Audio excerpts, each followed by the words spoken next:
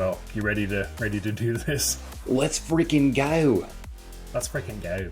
Welcome to Talk About Tatooine. I'm Andrew. I'm Nathan. And we are twin brothers here to bring you what's new in nerddom and give colorful commentary on our favorite subject. Welcome to our cantina. Grab a drink and settle in as we set course for galaxies beyond our own. What are you drinking? Just coffee today. Just regular cream and sugar. I'm taking my caffeine in the form of Dr. Pepper because I'm an adult and I can drink soda at 8:51 on a Saturday morning. Oh, if absolutely. I so choose. I will probably have a Diet Coke later today for sure. So that'll be a good time. Thank you guys so much for tuning in. Today we're going to be discussing episode 10 of The Bad Batch. This is episode titled Retrieval. But first, we're going to start off with our starter questions, which we're going to mix up a little bit today. Give you guys a little bit of variety, but make sure you guys stick around. We have got some very, very, very important Warhammer news to discuss at the end of the episode. Huge. It's going to be huge. It's going to be great. It's going to be huge. All right. Do not do that. Sorry. I would prefer that you didn't quote criminals on our show. Got him. What a freaking loser. Anyway. He's a freaking loser. Yeah. Anyway, our 5 fans might now be divided. Maybe. That's fine. Anyway, they probably think the Empire did nothing wrong. This is a political, non-political podcast, but we do talk about politics a lot, and I do talk about it's hard to talk about the Empire without talking about fascism. But anyway, that's skipping ahead a couple points. So the opening question, I figured we would change it up a little bit because I wanted to know what your worst movie theater experience was. So my worst movie theater experience, I had to kind of think about this because I've heard a lot of people's stories about people like getting soda spilled on them or like spilling all of their like popcorn or something like that. And just like having something kind of catastrophic happen or like having some really rude manners people. Weirdly enough, I haven't really encountered people who have been running I haven't really had bad theater experiences with people. My theater experiences have been pretty positive. That being said, I was kind of thinking through, and if I had to pick one, it would basically be anytime I went to the movies, actually either as a high schooler or a middle schooler, and especially when I was on a date. Because I went on so many dates. Yeah, like 3. No game. Anyways, those weren't necessarily bad dates. Like I still like had fun. Like those were like fun experiences. But then every single time I left the movie theater, I realized I really didn't get a good like movie theater experience because I was more focused on like who was next to me rather than what was in front of me. And I was like, oh, I don't really like doing that anymore. And the fun thing about that is like, this is really contrasted to like when I go see movies with my wife now is because like she's there, but we're both there for the same reason. We're both there. Like we know we're going to have like a good time before and we're going to like go do fun things, get some dessert or something afterwards. Like there's going to be kind of an experience to it, but I'm not worried like, oh, do I need to be holding this person's hand? Like, how am I supposed to be reacting? And there's like kind of that like interesting like dating influence you have when you're a middle schooler and high schooler and you don't know what you're doing. You have no clue what you're doing, right? And those kind of ruined the movies for me because I was more concerned with what was going on next to me than in front, and I really didn't know what would happen. So I had to go back and rewatch those movies because I didn't know what happened. I was like, I just missed whatever was in front of me, and I'm like, they don't ask like, oh, how'd you like the movie? And I was like, I think I liked it. I'm not sure, but I was only half paying attention. I liked the part with the robots. Well, we saw Jurassic Park, so. Ooh, yeah, right. Yeah, high school was not the glory days. It was just a time of awkwardness and raging hormones. Yeah, pretty much. At least now when my emotions rage, I have the wherewithal to know why they're raging. It's the fun part about being an adult. You bet. So my worst movie theater experience is a little bit more rage-inducing. I was reading it. I'm kind of excited to hear you tell this. Oh my gosh, I was so mad. It actually did ruin the movie for me. It all has to do with bad manners of people who were in the movie theater. In this case, it was a lady behind me who was using my armrest as her foot stand, as her footrest. She was literally kicking me in the arm of the whole movie. I was like her. I would feel her foot on my armrest, and I would elbow her foot off my armrest the entire movie. At one point, I turned around and I told her to stop it. And she acted like she was like, what are you talking about? Why are you getting angry at me? I'm not doing anything, which was infuriating. At that point, I don't even remember what movie we were watching. I just completely just blacked out. uh, but she kept doing it. And at one point, when her foot was resting against my arm, I grabbed her boot and I turned around and I like lifted up her foot and I was like, what is this? And she used some pretty profane language. She was like, F you, dude. Like, what are you doing? Like, I'm not even doing anything. And it's like, I have your foot in my hand. The evidence does not support your asinine claims. And at that point she stopped, but it totally ruined the movie for me. Yeah. I don't even remember what movie it was. I remember saying to my wife afterwards, it's like, we're going to have to rewatch that movie because I don't remember what happened. I was like, I wasn't paying attention to the movie. At that point, it's almost worth it. Just like going to the manager and being like, hey, I've got some like dick behind me who's been kicking me the whole time. Like, I want my money back. Like, yeah, like, it's like, you have to do stuff like that, which to be fair, I say that and I hate asking for like refunds on things. It's like, I don't like doing that, but my brain says that's the logical option. But then my emotional part of my brain is like, do you have to talk to somebody? Like, no, thanks, man. So I get that. Well, and my thought was, which is just as asinine as that, and I totally understand your desire to not want to talk to people. Dude, I hate talking to people. The only reason I talk to you is because you look like me, and that's easy. I tell people I talk about 10 hours a day. And so to my wife's displeasure, I usually get home and I have no more words left in the day because I'm literally talking at people and coaching literally all day. Like, and it's exhausting. Like, and I'm constant. I work with some like really, really high complexity, like clients and patients. And I'm just like, my brain is so toast by the end. It's like the idea of like having a conversation with anybody is like actually takes a lot of effort at the end of the day. And I just like want to turn my brain off, put headphones in, listen to a book, and just like close my mouth. It's the best part of the day. So yeah, I feel you. Also, I really want toast now. I really want to toast. I really love toast. Anyway, I've had quite a bit of bad theater experiences ever since COVID and the movies reopened. I feel like people have had really bad manners. I mean, I even had one. This was a teenager, probably high school, so not middle school, but definitely like a high schooler, who in between movie trailers, she would put on a YouTube video. Like her attention span was so short that she needed to be constantly entertained. Like, and if the trailer was maybe like a little bit boring, or even until the intro of the movie, she like had this thing on, and I had like a fistful of hard candy ready to just shotgun her in the back of the head. And then she once the characters finally start talking, she put away her phone, and I looked over at my wife, and we were both just shaking our head.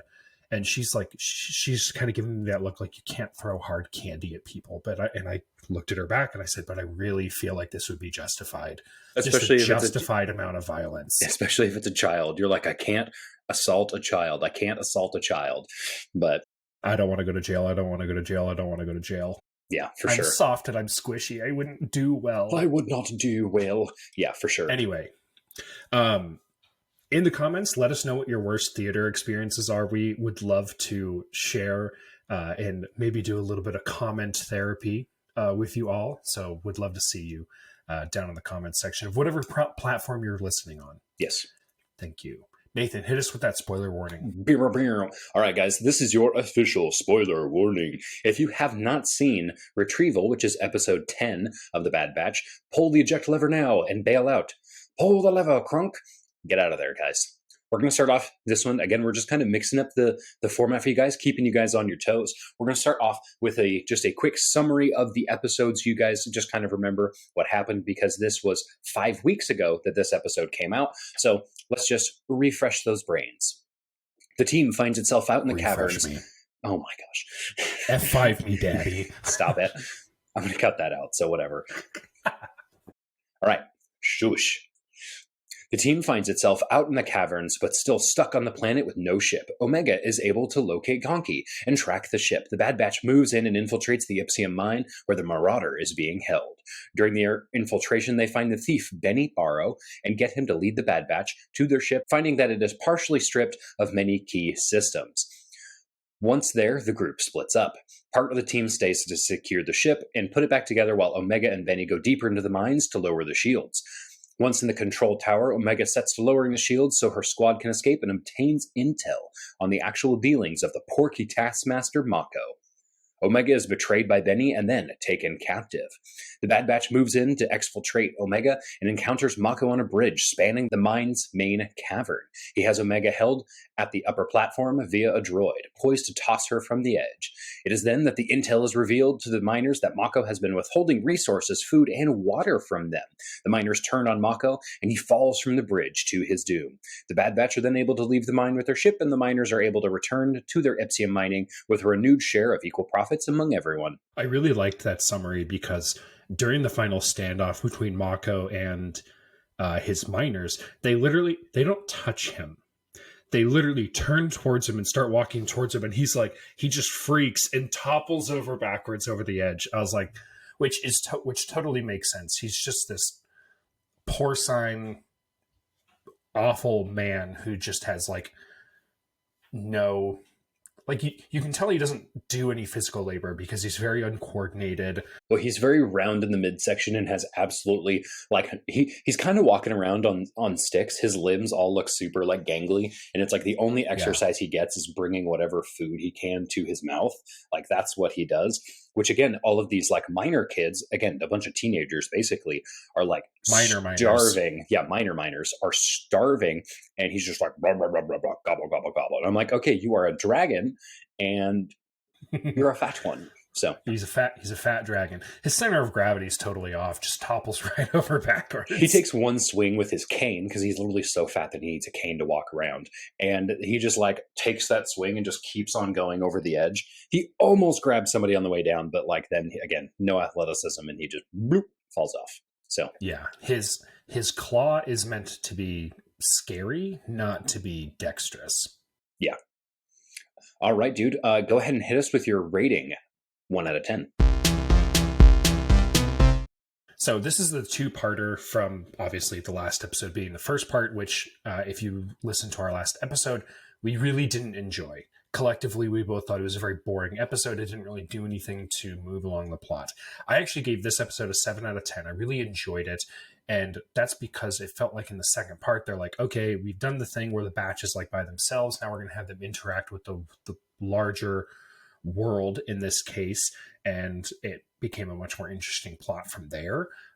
But I would have actually given it an 8 out of 10 because it really felt like they just took what happened in the first episode and basically were like, whatever, threw it over their shoulder, and then they're like, okay, we found the ship. They find the ship within 5 minutes of the start of the episode. They're like, oh, cool, we found it. We fixed the speeder, we found Gonki, and it's there. They really just push the plot forward really, really fast. But then the rest of the episode is really more of a slow burn. And in my opinion, was really interesting. This episode I was much more pleased with. Like what I said, this small cataclysm of rebellion gives me that sweet hit of anarchy that makes Star Wars really a truly compelling IP. One of our favorite episodes from Andor is the prison break. Big prison break vibes from this one, so I really like it. The war against injustice has always happened to either us at a large scale by states and governments, or at a smaller scale just in those in our immediate vicinity who are in positions of power, wealth, and or information above us. So keep fighting is, I guess, they find injustice everywhere and they just keep fighting, and I really liked that. There you go. You might be a little disappointed at my rating. I actually gave this a 5 out of 10, but it really was because of the continuation of the episode before that I just genuinely thought was not that good. And to me, this whole episode felt very predictable. The Bad Batch got into this situation and you knew that they were going to get out of it. They had to get out of it. There are still things that needed to be happen. And at this point in the season, we're 10 episodes in, no big bad has been located. They had not really seen who's the main villain here. Basically, the only good thing that came out of this episode was they got their ship back. Yes. You know, they don't. Agreed. They do technically give the Bad Batch a small Chekhov's gun with Benny, because he says, "I am a thief. If my skills are required, I do owe you." So potentially they're setting up like they might call on him, maybe not. Again, I have not seen the end of the season yet, so probably not, I would guess, especially since such an inconsequential character. I doubt that he's going to be playing a major role in the adventures of the Bad Batch later this season and in the season Right. finale. What was your favorite moment from this episode? Ooh, definitely their interactions with Sid, because she's such a selfish little lizard, and She sucks. she sucks. She's the worst. And basically, this is like a really crucial turning point for them, and they're going to get away from Sid. Like, they're like, hey, you basically screwed us at this point, and you can see that rift is really starting to separate those two groups, which I was really excited about. So screw that selfish lizard. I'm really hoping that the Bad Batch completely cut ties with Sid. Super excited to see it. That was definitely my favorite part of this episode, which actually definitely helped this rating get up to like a 5 out of 10 for me in the previous section. It's really surprising to see Sid be so rotten towards the Bad Batch, considering in the episode Faster, they do her a solid. Like, she's alive because of them. Yeah, the Batch really goes above and beyond to do right by Sid, and Sid never returns the favor. Nothing. It's a really toxic, poisonous relationship, and I mean, it's easy to say, oh, you should just leave. Like, that relationship is poisonous and you shouldn't be there. But we see in real life, people have a hard time leaving relationships that are abusive or toxic, because fear of the unknown is a real thing. The Batch in this case is, they have a fear of the unknown. They're like, okay, well, we know Sid. She is a known quantity, even though she is not a great known quantity. Yeah. But they have some level of stability, even though they're constantly risking their neck for her. They know what she's about, and they choose to stay with her. It's like their honor almost forces them to stay in a place where they shouldn't be. And again, I'm not really blaming the Batch, because they don't have too many choices. Yeah, they don't really have too many choices. And when fear of the unknown means potentially running into the Empire again, I understand why they stick with Sid. I don't agree with the decision, but I do understand why. Yeah. Some of my favorite moments from this episode, I really liked the scene where they were rappelling down that steam shaft. I thought that was it was very well done. They used Benny's anxiety to really show the suspense of that moment, because you know nothing's going to happen to Hunter, but you see Benny reacting as if something is, and that really provides a lot of suspense to characters who have a lot of plot armor. A lot of plot armor. I also really enjoyed Mako's feast, where he's just shoveling food into his mouth. Really reminded me a lot about Lord Denethor. He's not the Lord.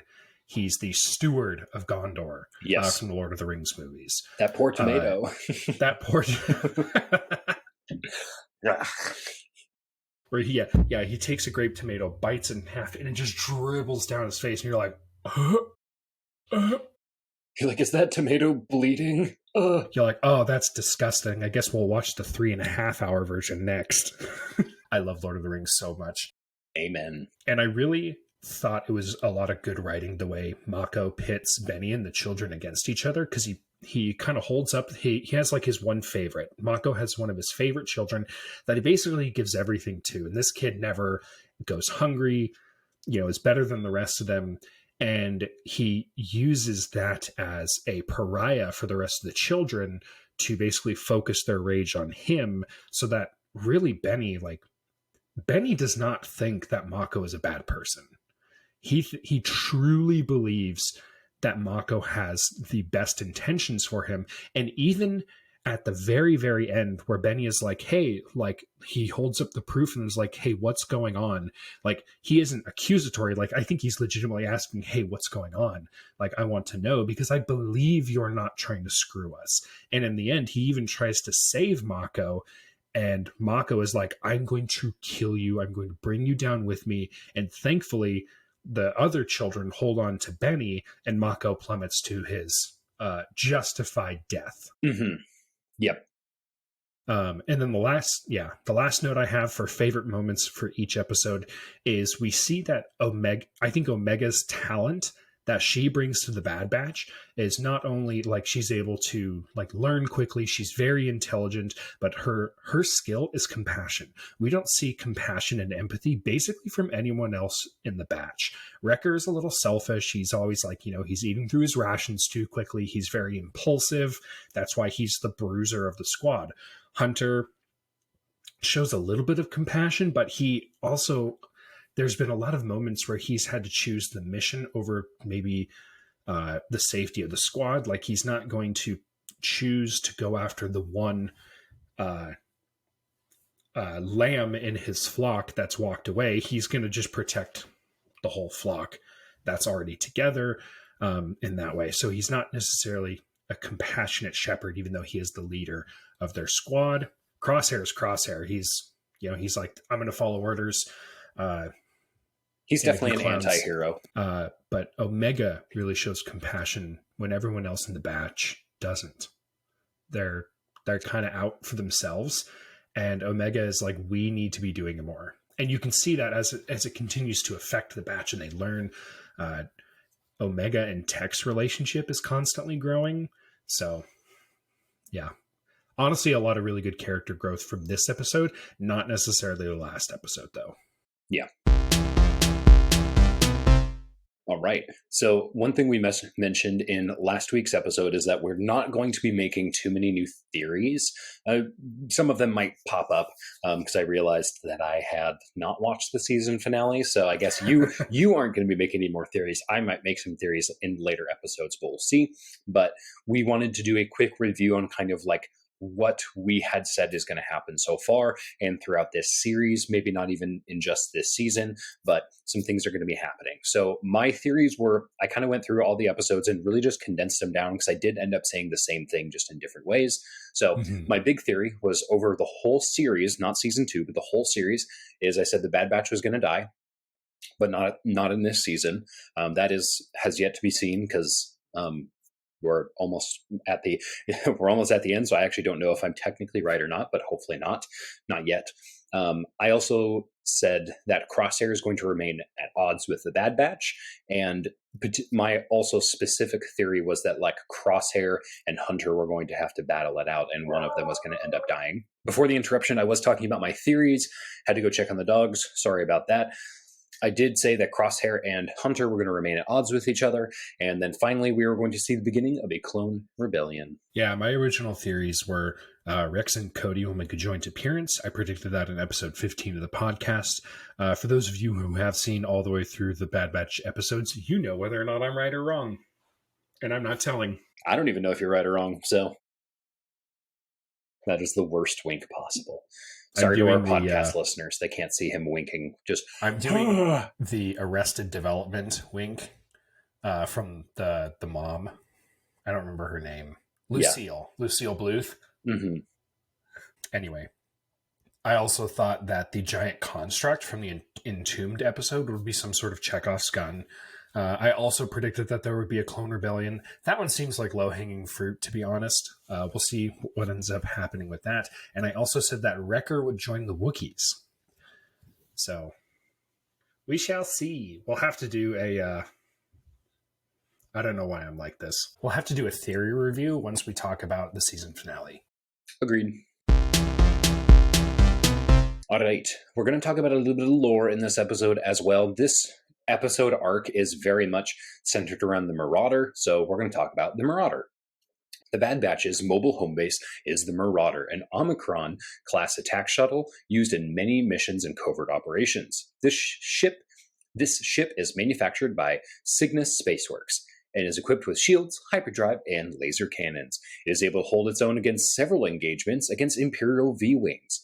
We first see the Marauder in Season 7 of the Clone Wars, episode A Distant Echo, where the Bad Batch is called in to aid General Skywalker. The ship is first seen with a pinup of Padme underneath that says, "Good to be bad."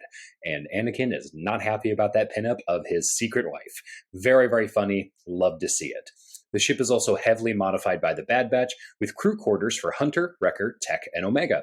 They're able to store supplies for any of the missions that they might need to go on, increasing their tactical availability.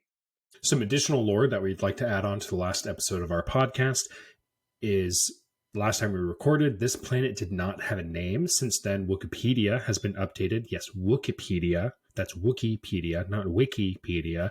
It's such a great site. I can spend hours on there. Not a sponsor. That's been updated to give this planet a name called Ipsidon. I think I'm pronouncing that right. They don't actually say it, so this is chalked up to the words I've only ever read and never heard pronounced aloud.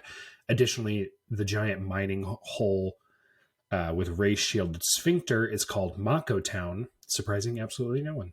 Very, very cool ship. I actually hope that they do some more schematics on that. Star Wars does a really, really good job at explaining more of the schematics a lot of the times in the books and graphic novels, and then those entries get put into Wikipedia. So if you guys are interested in finding out more about those, a lot of the times you guys can find out more information by reading those graphic novels, reading those books, or just searching Wikipedia as well. And now that this planet has a name, we'll probably see the same exact thing where it'll be continue to be referenced over and over and over again.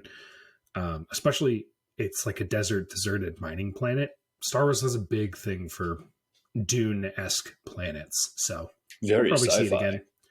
Very sci-fi. Such wow. I also really enjoyed writing down ray-shielded sphincter. Ray-shielded sphincter. Love it. Okay, let's have some stop talking about sphincters. What was your least favorite part of this episode? Really, I just didn't care too much for Benny's character. I thought he was just kind of irritating, but so was like the entirety of this 2-part arc. And we had talked a little bit about in our last episode how it was very, very frustrating that Benny walks onto the ship and just steals it. So annoying. So annoying. So it was just kind of lock like your ship, dude.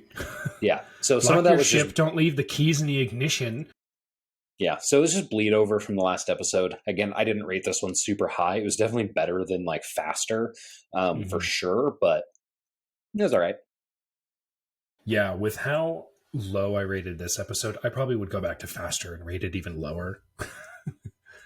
What did I rate it? Let me pull that up. I want to say we gave it a threes. Yeah, we gave it threes. Threes across the board, which is hilarious. It is. So we did rate it lower. Consistent. I thought Benny was a really tragic character, and his unlikability is definitely part of that. He's got a really bad case of Stockholm syndrome, in my opinion.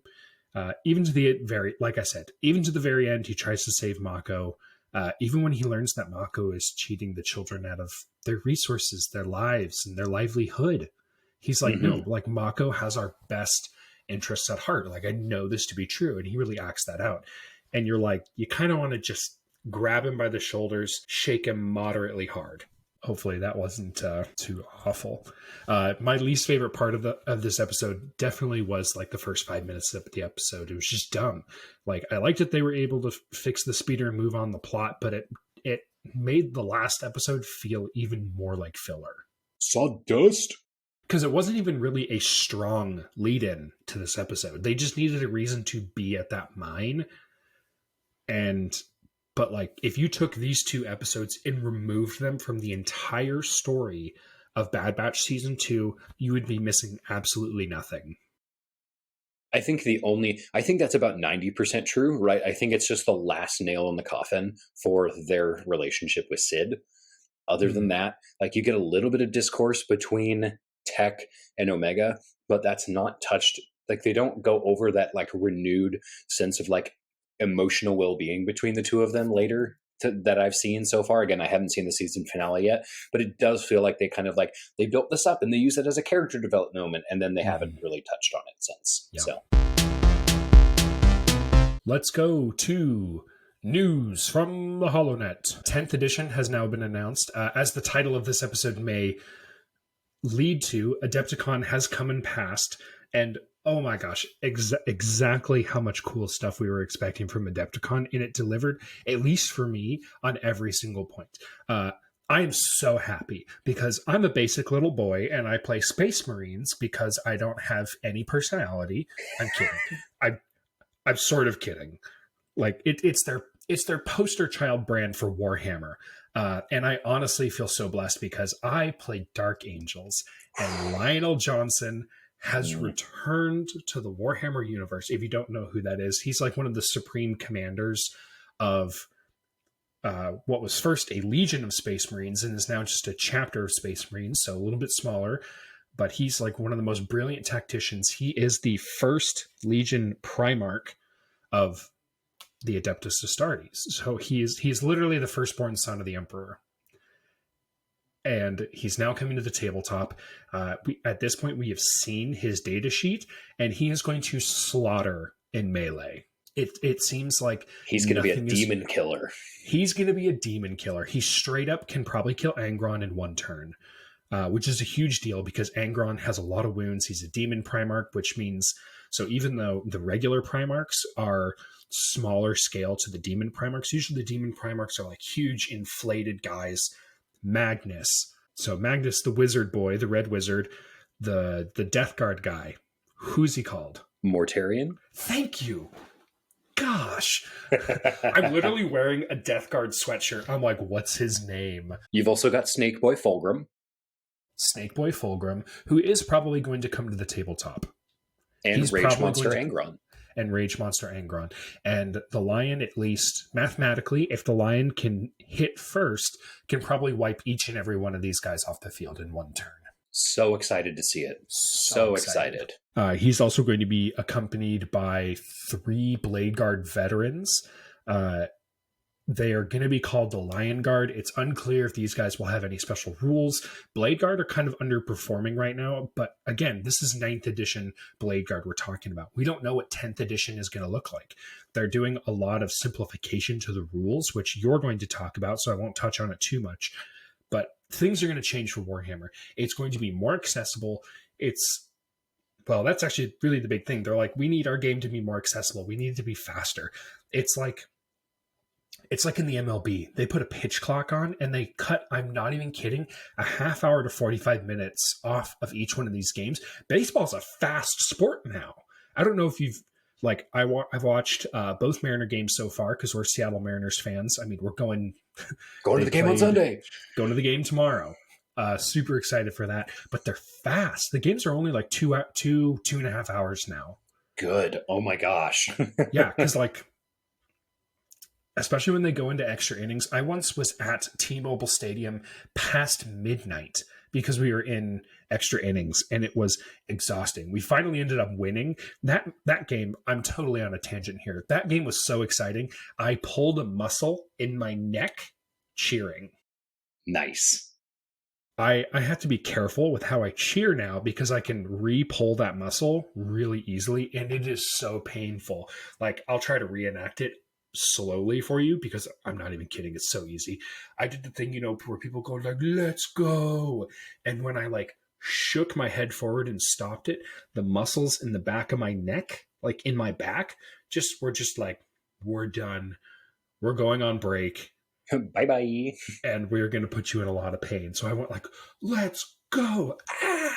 And fell over. And I was like, and my wife was like, what did you do? I was like, I think I pulled a muscle in my neck, which she just laughed so hard at me because it's funny. Pain is hilarious in certain circumstances. I was sitting there doing the sob laugh. Because you're like, that is really funny. When you get kicked in the nuts and you're like, oh my gosh, I hope someone was recording because that's going to be hilarious. But you're also trying not to vomit because you're in so much pain. You're like, this hurts so much. All that being said, Warhammer 10th edition is here. Man, Absolutely. I really went down the rabbit hole. Dude, hit me. That's all right. I do just want to say really, really quick before we fully go down everything Warhammer, just quick piece of news on Star Wars before we dive into some more 10th edition stuff is The Mandalorian is going strong right now with 4 episodes released so far. Make sure to watch those and come up with your theories. We will be starting our coverage of The Mandalorian very, very soon. So keep that in mind here, guys. Hit us with your theories, all that fun stuff. We want to hear from you guys. So back into 10th edition, switching gears, boom, bam, we're right back into Warhammer. It's really hard to quantify all of the changes that have been happening with 10th edition Warhammer. Mm-hmm. We've seen some really sweeping changes so far that Games Workshop has been coming out to try to simplify the game, but we don't have details on all of those yet. We're working on it. So we'll be coming out with those details as we know. But one thing is that the codexes have been made obsolete. Now, there's still some really cool artwork. Yes. There is some really, really, like the data sheets are pretty helpful still, and the Mhm. lore is really helpful as well. But a lot of that extra, like, stuff that's in there, I don't want to call it filler, but the rest of the book is essentially obsolete because Games Workshop is attempting to streamline the game without losing any of its depth. This should overall, again, the goal here, the projected goal, that this is a positive for the overall gameplay that we're going to experience. So as we know more details, we will let you guys know, but there's a lot that's happening, and we want to make sure that we're all up to date and we have exact details to share with you guys. I wish we could actually show the trailer on camera right now and like do a reaction to it. I don't really know what the rules are for that, but the 10th edition trailer, they actually like this, like, it's not, 10th edition is not a video game, but they put out like a video game level trailer. It's a really good trailer for their board game. It's awesome. It shows the Space Marines really struggling against, what is it, Hive Fleet Kraken? I actually don't know what Hive Fleet it is, but it's a Tyranid force. Yeah, it's a Tyranid Hive Fleet. Imagine the Tyranids are to the Space Marines as the Zerg from StarCraft are to the Terran, also called Space Marines. Yes. Very, very similar. If you put them next to each other, you're like, you guys are cousins. Yeah, you're like, those are the same thing. StarCraft had really strong inspirations from Warhammer. Really strong. But we're getting so many new units, so we're going to quickly go down the list of new units that we saw in this trailer that we currently don't have. First one I'd like to talk about is Primaris Flamer Squad. This is speculated to be a troop choice and not an elite choice or a heavy support, because it's not as good as Plasma or Melta, and a Flamer isn't quite good enough even to be elite, in my opinion. So hopefully this is a troops choice, because troops are generally a lot cheaper. This would really bulk out a force. So people who play Salamanders are really gonna love this. Like, having a Flame Trooper is huge for a Salamander force. That's going to be really, really cool. Super excited for it. We also see some glorious looking Terminators finally upscaled to their Primaris brethren. So again, a Terminator is supposed to be kind of like head and shoulders above a Space Marine, which is head and shoulders above literally everybody else already. Yes. So they get that next like new bulky look. They're going to look awesome on the tabletop, and they come with some pretty sweet looking assault cannons a la Space Hulk from the 3DO, if you guys are like familiar with that really, really retro game. But it's basically the same exact weapon. It's coming to tabletop. Super excited about it. Another unit we get as well. Sorry, did you need to say something? No, I was going to say, this is the scale of the current Terminators. They're pretty big. This is the scale of the current Primaris. This guy is supposed to be bigger than this guy. So really what they're doing is they're bringing the size of the Terminators up to where they should be. It's not an actual lore change for the Terminator. It's speculated that it could be a Firstborn or a Primaris Marine inside that Terminator armor. But as far as we are aware, there's not a Terminator, like a Firstborn Terminator and a Primaris Terminator. There's just Terminators. And it really actually is lore accurate, because now these Terminators are going to be the correct proportions to their Primaris brethren. So really, really excited about that. We're also getting the Primaris ranged veterans. We see a lot of different weapon selections available, so lots of combi weapons.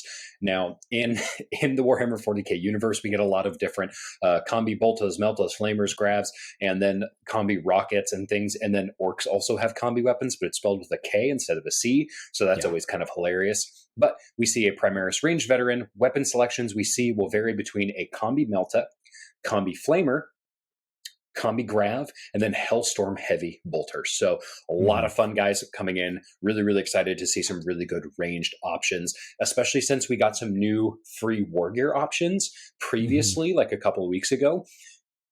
I think the Space Marines are just going to be like, shoot them up, and I'm super excited to eventually build a Space Marine army myself.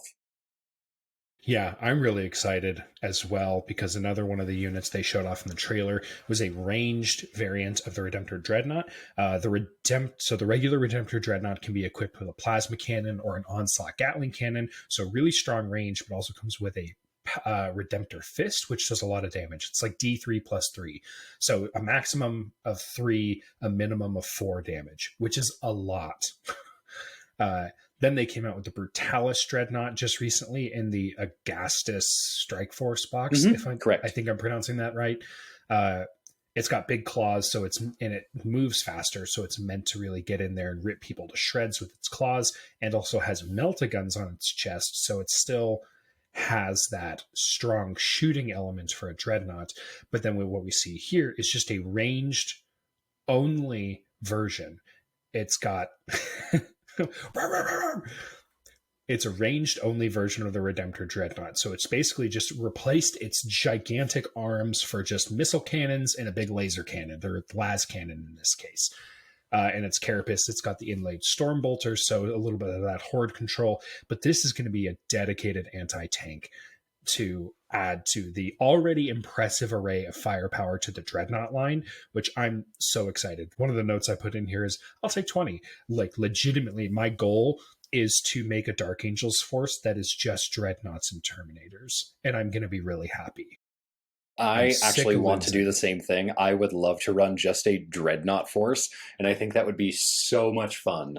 It'd be so fun. Laughs in sarcophagus. Very Jabba the Hutt-esque. We're twins. It's... Sorry, guys. Oh, it has to happen Lord. at least like once per episode as we do the same thing. Good grief. We also saw a lieutenant in Phobos armor. I definitely rolled my eyes when I saw this. I was like, oh my gosh, another lieutenant variant. There's about 20 different lieutenant variants. Like in the Agastus Strike Force box, we saw a Gravis lieutenant come out. It's almost a meme at this point that Games Workshop is like, we'll give the people what they want. We'll give them a lieutenant. And it's like, we don't want more lieutenants. Like, the only reason I run a lieutenant at all is because I don't really have, like, I'm looking to fill that last like 90 to 100 points in my army, and I would rather put in a psyker, which I will talk about later. Super excited. There are armies that haven't been updated in so long. It almost hurts that the Space Marine is getting an entire force refresh with multiple variants on like every single unit. And there are units or armies like the Eldar who are using sculpts from I don't know how long ago, like really long. There's definitely a disparity on how much attention gets given to Space Marines. For sure. To be fair, they are the poster child, and currently they're actually not that good to play. So it's like it does make sense that they are giving them a little bit extra love. Dark Angels are doing well in tournaments right now. With the points update to the Terminators, i.e., as soon as they made Thunderhammers a free choice and not a points upgrade, they're like, yeah, I will take a force of 10 tank killing hammery boys. They're like, we're just going to smash you. So here we go. Yeah. Not sure what you thought was going to happen, but... We also get a Terminator Captain. We see this show up in the trailer with a very cool power sword, some storm bolter action, and a lot of ornate detail. We're talking like this guy's got bling all over. Like he's obviously earned his accolades, and we see that as well. One of the more tragic portions the current of the captain. Yep. Wow, my camera does not want to focus on that. The current captain. Wow, he's so small. He's so small. I mean, I also cut his arms off and put magnets in his shoulder sockets. But he basically has like a couple different things that separate him as a captain. And unless you have like a flag option coming off the top of him, like you can like, I actually had to cut these off because they were getting in the way. Like this is a little flag I'm going to have to reattach. They're boring. I really hope the Terminator Captain comes with a different melee option because the power sword hits like a wet noodle right now. So yeah, that's a bummer. It should be able to, in the lore, it can cut through anything like it is a hot knife through butter. So it should be able to do more work. Yeah, we'll see if it gets if the Terminator datasheet will get a refresh. We also got to see a very tragic part of this trailer. If you guys, honestly, if you guys have not seen the 10th edition trailer, please watch it. It's going to give you all the emotions, but one of the more tragic portions is we get to see an apothecary in Gravis armor, a new unit, but we saw this guy get nabbed by some Tyranids, and he like kind of tries to fight his way out. He maybe like saws through an arm really quick. He gets dead. He gets dead really quick. But I think ideally this is going to be with the upgrade to the Gravis armor. This is going to be an apothecary that's going to stand a little bit tougher, probably have some more toughness, maybe some more strength. We'll see, but that's going to be good because we need the apothecaries, the medics, to not just be like blown off the table by like a few las guns from some Imperial Guard, you know. So we need that we need them to be a little bit more sturdy, or no one's going to get healed. So agreed. One of the other things I'm really excited about, we should have a little counter saying how many times I've said the word Terminator. One other thing we get is we're getting a Terminator Librarian. The current sculpt for the Terminator Librarian is old. Oh my gosh, it's so old. I tried buying some off of eBay, and I was like looking at their faces, and I was like, why is their face like melted and twisted? It's just, yeah, it harkens back to a day where the Warhammer sculpts for faces looked really weird. Like, yeah. So I'm really excited we're getting a new one because a Terminator Librarian is awesome, because Space Marine Elite character choices like apothecaries and Terminators are kind of easy to just erase off the board. You only need a little bit of extra AP to get them off there. And you're also taking a lot of damage off of the field and potentially objective scoring points when you wipe these guys off the field. So having a Terminator Librarian is a lot better. He's got an absolute killer two-handed power axe and a wrist-mounted Stormbolter, so he's not sacrificing firepower for this huge melee weapon. It's kind of going to be like the Boltstorm Gauntlet, which I think is a really cool choice. And the Boltstorm Gauntlet is a pistol 3, so it can still be fired into short range, which I think is awesome. Nice. Yeah. Last thing we see in the trailer, it's kind of in the background, it's hard to see, but a Company Ancient. Right now, there's not a Primaris option for a Company Ancient. So we'll see if we get this one. I'm not too thrilled about this. I'm neutral on this one. I probably won't buy him. If he comes in like a big box set that I end up getting, we'll see. It's difficult for me on this one. I'm like, because I really want Lionel Johnson, which is probably going to be a $70 to $90 model because he's going to come with a little bit extra. But then the 10th edition box set, if it comes with everything we see here, is going to be upwards of $200. And trying to figure out how to convince my wife to spend so much on plastic. Plastic crack. Plastic crack. I think that's all we have for the news. A lot of new minis are coming our way. If you are interested in getting into Warhammer, I think we will try to do as much as we can explaining 10th edition Warhammer, maybe even do a how to play 10th edition video when the rules come out. We want to see more people enjoying this hobby. Right now, it's not very accessible. And accessibility, we talk about this all the time. Accessibility makes better games. 100%. 100%. So, all right, guys. With the outro.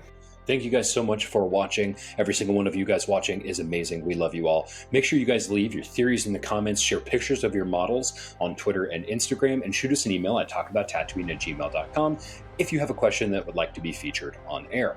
Make sure to subscribe and like this video so the algorithmic overlords will slice this video into the feeds of other like-minded folk. Today we talked a lot about Warhammer, so make sure to check out our playlist coming up concerning Warhammer lore, where we take a more deep dive into the universe that is Warhammer 40,000. Until next time, the Emperor protects, and may the Force be with you.